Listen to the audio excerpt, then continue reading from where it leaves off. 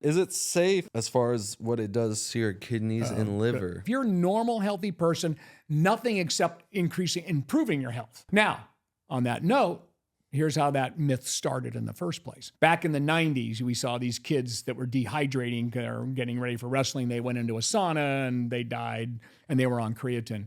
And this was that thing that said kidney failure. Well, of course, it was nothing but dehydration that happened. And of course, that was kind of how it started. Then they started checking things. They realized that, wow, when you get a blood chemistry test, it'll check your creatinine levels. And that creatinine levels that is the byproduct of creatine metabolism. When you metabolize creatine, in other words, your creatine donates the phosphate, you're metabolizing it, it turns to creatinine.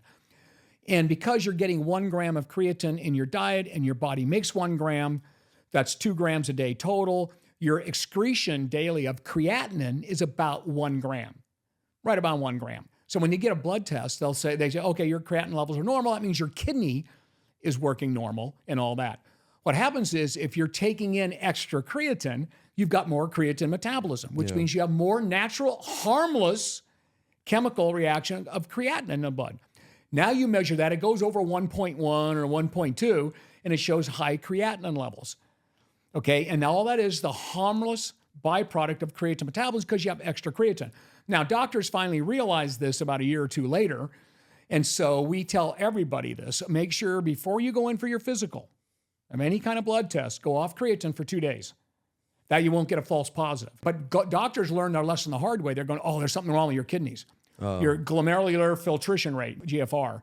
They said, yo, your kidneys now compromised. You got high creatinine. Okay, we got problems here. And they learned that lesson the hard way. I guess it was just the creatine.